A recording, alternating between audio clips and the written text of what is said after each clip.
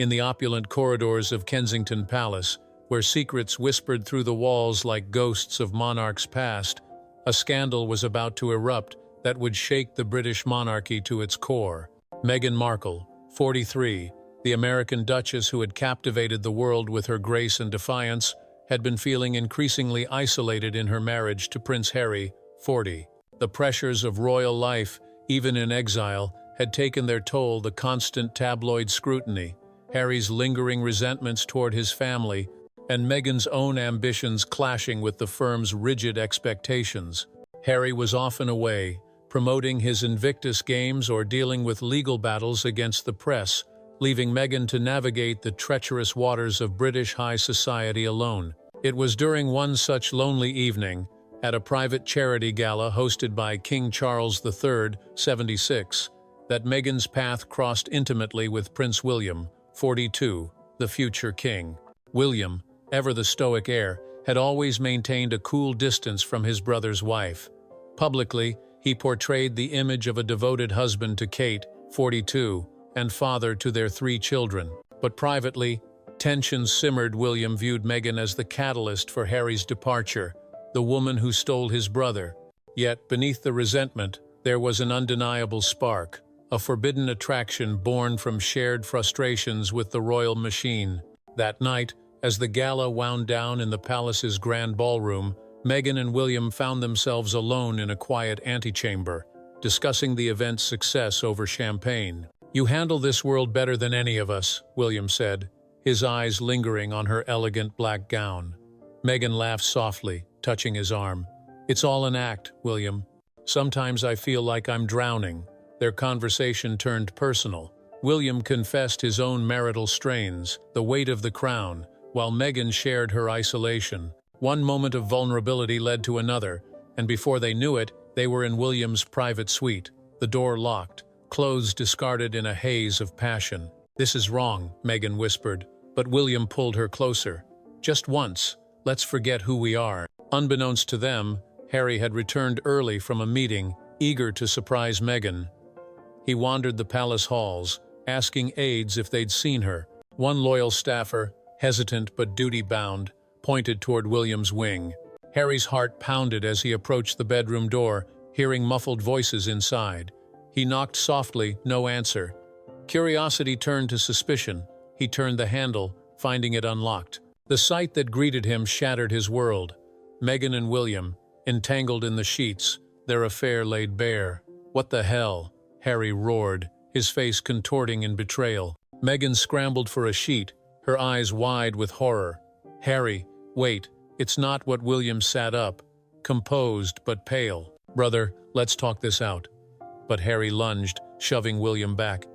"You bastard! My wife, my own brother?" Meghan screamed. "Stop, Harry, please!" Security rushed in, pulling Harry away as he hurled insults, tears streaming down his face. The palace went into immediate lockdown, Charles notified, Camilla comforting Kate, who had been downstairs unaware. The news leaked almost instantly, courtesy of a disgruntled aide who tipped off the tabloids for a hefty sum. By morning, headlines screamed across the globe, "Royal betrayal, Meghan caught in affair with William." Social media erupted Meghan-William affair, trending memes of the brothers as rivals in love, fans divided between shock and schadenfreude. In California, where the Sussexes had their home base, paparazzi swarmed Montecito, but Harry and Meghan had fled to a secluded safe house arranged by friends. Harry paced the room, his world crumbling. "How long, Meg? How long have you been sleeping with him?" Meghan, sobbing on the couch, confessed it was the first time a moment of weakness, loneliness. "I felt trapped, Harry. You were always away, fighting ghosts." "William." He understood the pressure.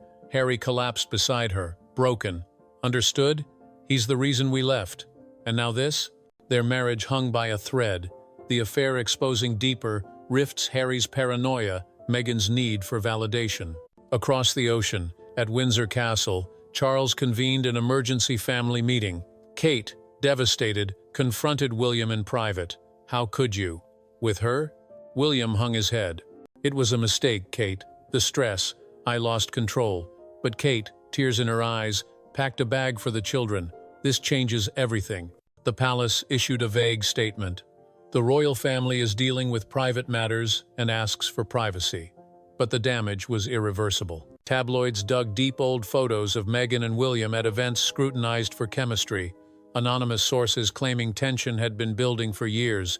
Harry's memoir sales spiked, readers rereading for clues. In the safe house, Meghan and Harry argued endlessly. "I love you, Harry. It was one night," she pleaded. He forgave tentatively, but trust evaporated. "We'll get through this for the kids." Archie and Lilibet, confused by the chaos, clung to their parents. The scandal's fallout rippled worldwide. Netflix canceled the Sussexes' deals, too toxic. Archewell donations plummeted as donors fled the drama. William faced internal pressure calls for him to abdicate his position in line, public approval ratings tanking. Kate filed for separation, citing irreconcilable differences, moving to a separate residence with the children. Charles, health frail, lamented to Camilla, "My sons, destroyed by this." Months dragged on, the affair dissected in documentaries and books. Meghan, vilified as the homewrecker, retreated from public life, battling depression. Harry stood by her publicly, issuing a statement, "We've made mistakes, but our family endures." Privately, therapy sessions revealed mutual blame, Harry's absences, Meghan's emotional distance, William's provocation. A year later, reconciliation flickered. At a neutral summit in Switzerland, arranged by Charles, the brothers met. William apologized. "I betrayed you, Harry. It was wrong." Harry nodded, tears flowing. "You broke us all." Meghan and Kate exchanged awkward hugs, the women bearing the brunt of public scorn. Divorces loomed. Harry and Meghan separated amicably, sharing custody, while William and Kate divorced amid scandal. Meghan relaunched her career with a tell-all book, Betrayed, My Truth, topping charts but deepening divides.